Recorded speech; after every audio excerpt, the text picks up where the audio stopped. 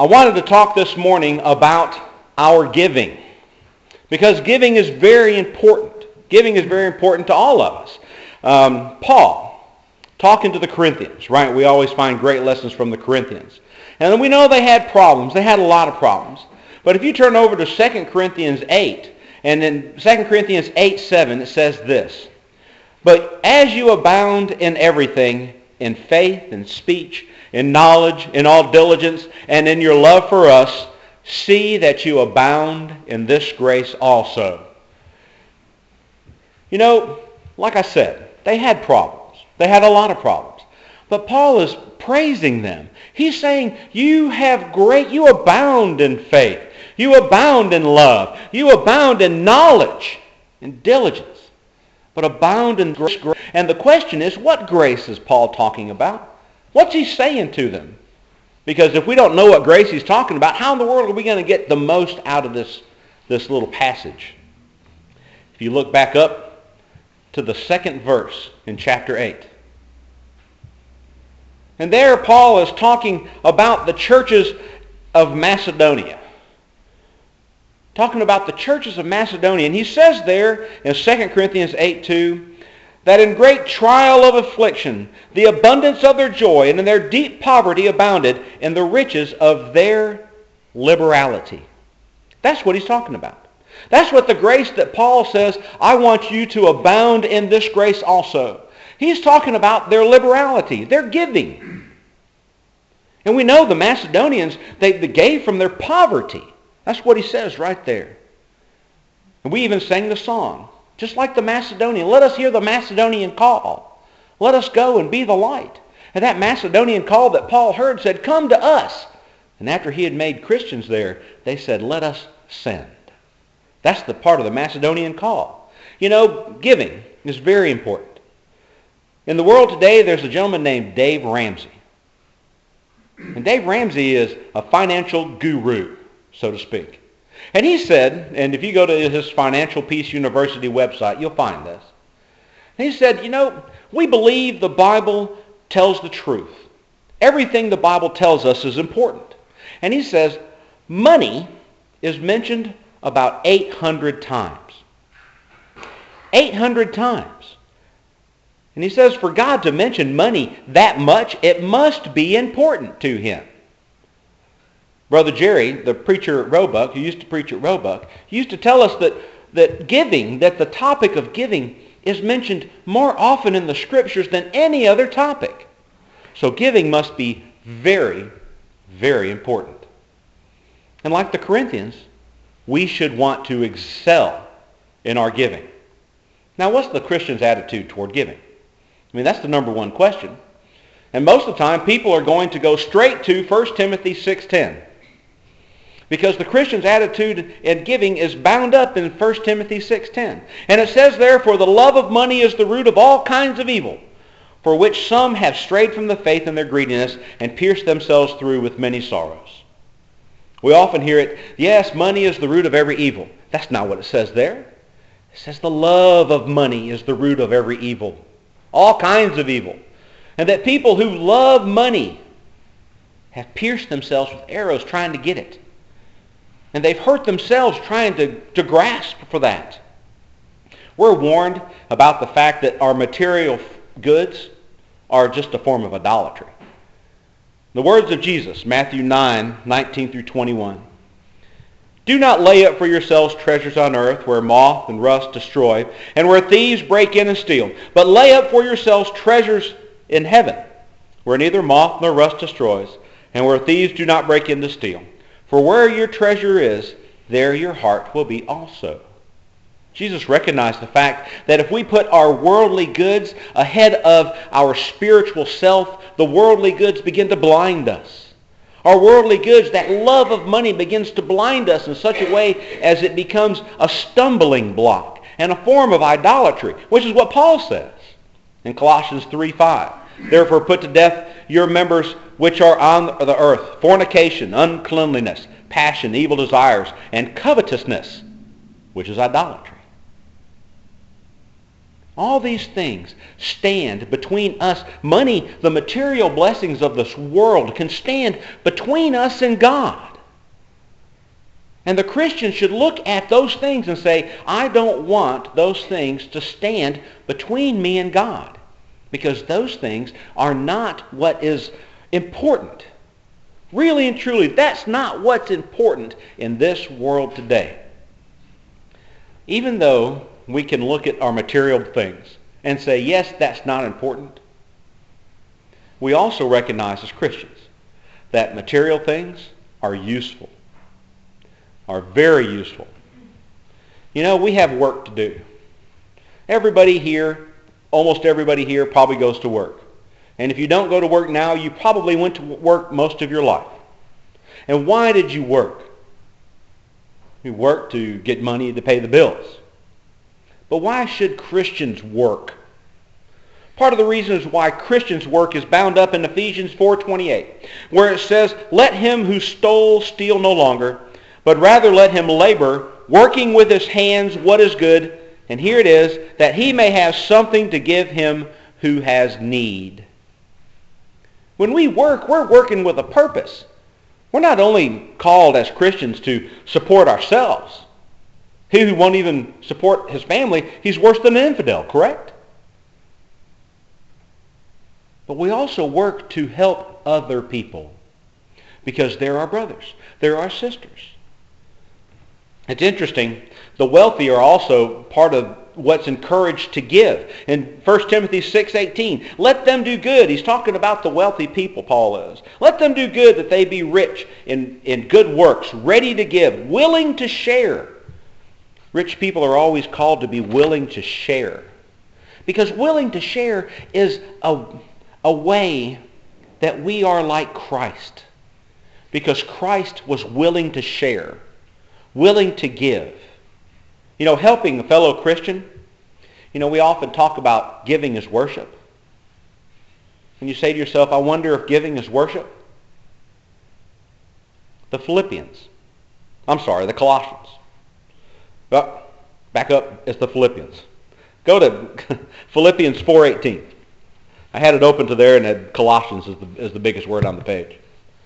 In Philippians 4:18 it says this, indeed I have all and abound. I am full, having received from Epaphroditus the things sent from you, a sweet-smelling aroma, an acceptable sacrifice, well-pleasing to God. The Philippians gave money to Paul. Repeatedly, in fact. It says back up there in verse 16, for even in Thessalonica you sent to me once and again for my necessities. And he says this is a sweet-smelling sacrifice to God.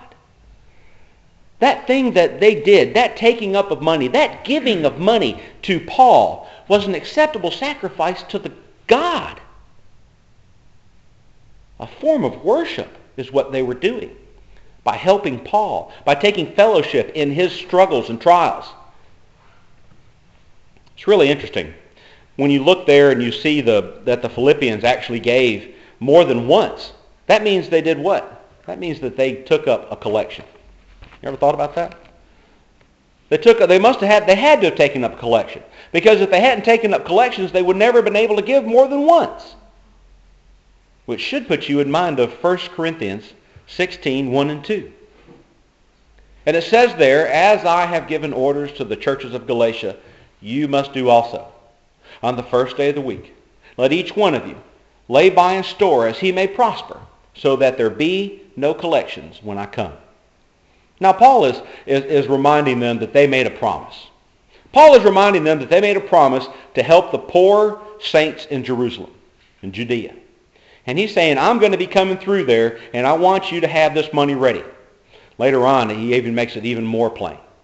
He says, don't embarrass me. Don't embarrass yourself, because you're rich. And he says, you take up that money, you put time aside. You say on the first day of the week, let each one of you lay something aside, storing up as he may prosper. And there's three things there that we see about giving. Giving is perpetual. First day of the week. Always do it. Giving is purposeful. Lay something aside. You've got to decide to lay something aside. You don't just say, well, I got some, and you throw some up in the air, and whatever doesn't land on the table is God's. That's not the way you do that. You look at what you have, and you say, I'm going to give some to God. And our giving is also supposed to be proportional. Again, you don't take that money and you throw it up in the air, and whatever lands on the floor or happens to land, you give to God. No. You say, God gave me this. Surely I can give part of that back to God. And those three things, that perpetual idea in the first day of the week, that purposeful, that lay something aside, that proportional, as we may prosper, describes how not only the Corinthians, but also how the Philippians were laying by in store. And remember, it's their example we want to follow. That's what we want to do also. Now, even though there are examples of how giving is done, of even more importance is the attitude of the giver.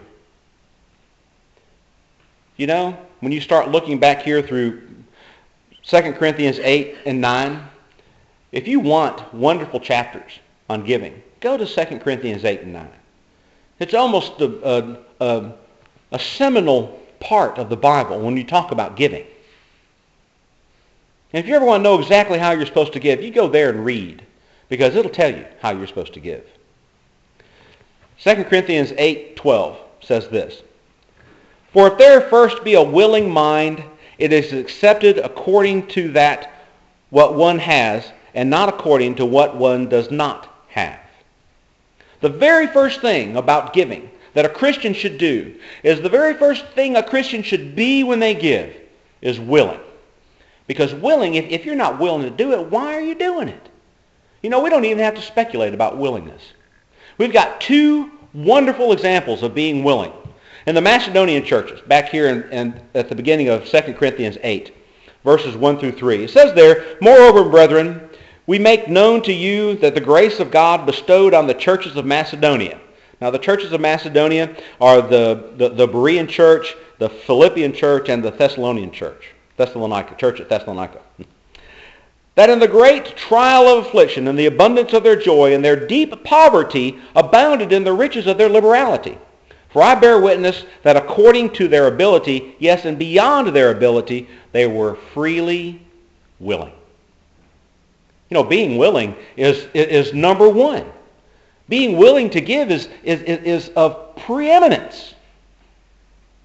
And these people who were living here were poor, and yet they were willing to give. They were willing to give. What's the other wonderful example? How about from Mark 12 and Luke 21, the widow's mites? You remember that story? Jesus and his disciples are sitting in the temple, probably by the gate called Beautiful. And people were coming in and throwing their money into the treasury. And I've always heard it described as there was two large brass horns. And as you walked by, you would take your money and you throw it into those horns. And it would make a noise as it hit those brass horns.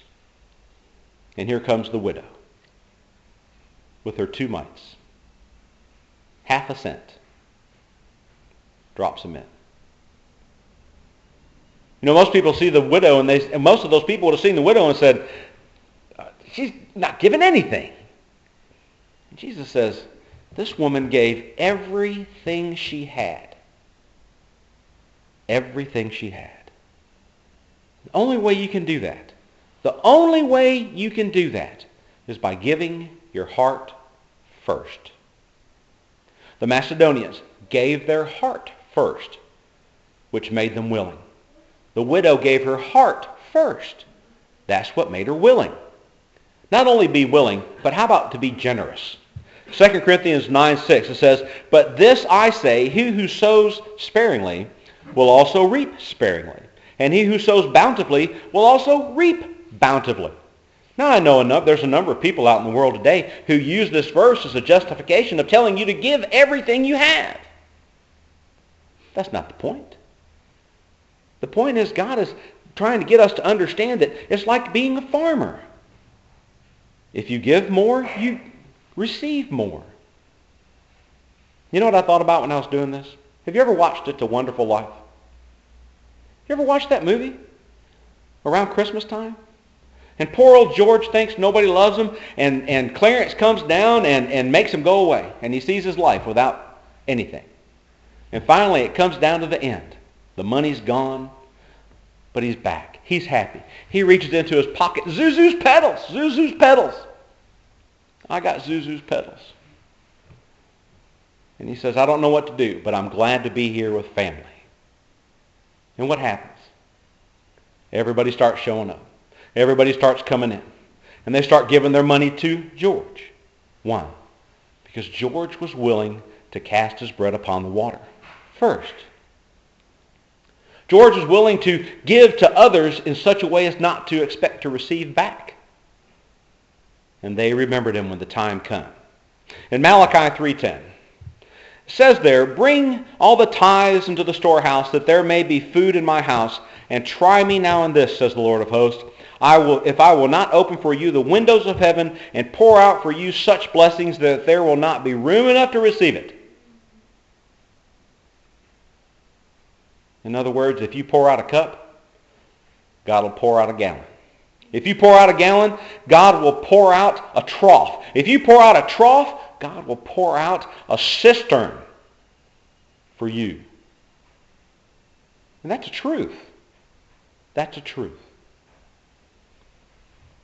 Not only should we be willing to give, and generous in our giving, but we should also be cheerful. It says there in 2 Corinthians 9:7, so let each one give as he prospers in his heart, not grudgingly or of necessity, for God loves a cheerful giver. You know, it's often noted that the cheerful giver here is from the Greek word that we get our word hilarious. Like, did you hear that guy? He's hilarious. In other words, he makes us laugh. That's not really what the word's supposed to imply, is funny man. This word is supposed to imply a willing heart that is happy to get up and do. You ever worked with somebody that when you asked them to do something, they said, yeah, okay, all right. Oh, hang on a minute, I'll get there in just a second. Did you like working with that person? Did you like the person that you actually had to say, come on, let's go, we got to get this done? Oh. Or would you rather work with the person that when you say, come on, let's go, let's get up and get this done, they're like, okay, let's go.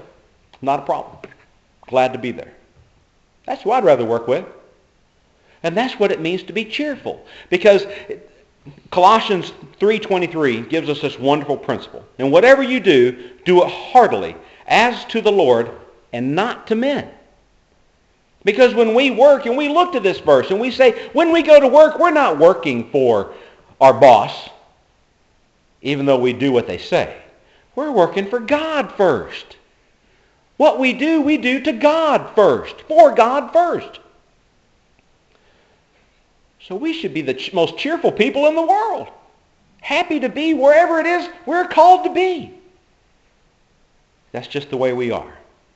So if that's the attitude, this willingness, this generosity, this cheerfulness, and that comes from the fact that we have given our heart first to God. We have declared ourselves Christians to God. The last part of the equation is the old and the new. The old and the new. You know, the Jewish people were known for their giving. Known for it.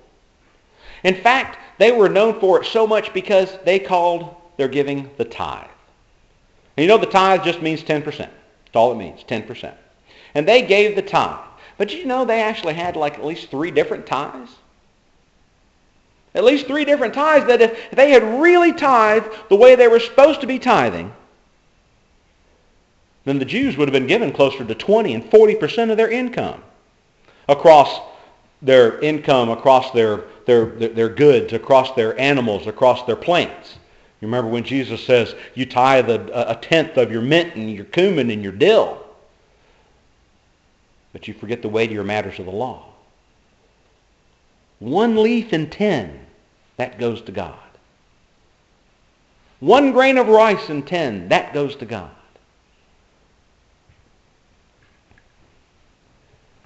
What about us? What about Christians? Do we tithe? Tithing is never mentioned in the New Testament. Christians are never told to tithe. Never once told to tithe. That's part of the old law. That's part of the law that was nailed to the cross with Christ.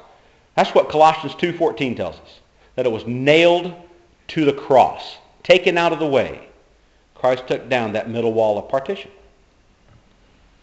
So how are we supposed to give? How are you supposed to give? You know, even after Paul describes that perpetual, purposeful, proportional nature of our giving in 1 Corinthians 16, 1 and 2. Even after he talks about our attitude of being willing and generous and cheerful in our giving in 2 Corinthians 8 and 9, he comes up to the very end of chapter 9, and he says this: "Thanks be to God for his indescribable gift." Now stop for a second and ask you, what is God's indescribable gift? What is the gift that God gave us? What is the gift that God gave you and me? Isn't it Christ? Isn't it the Word made flesh? Isn't it the chance for us to have our sins washed clean? Because of the sacrifice of the Messiah who came? Isn't that gift the hope of our resurrection, because we have Christ who was raised from the dead on the third day, who came out of the tomb, who was seen by men, whose hands touched him after he was arose? Thanks be to God for his indescribable gift. Thanks be to God for the gift that he's given us that we can't even begin to fathom. Now, if you want to know exactly how much you should give to God in proportion to something, ask yourself this: do I give to God in proportion that he gave me?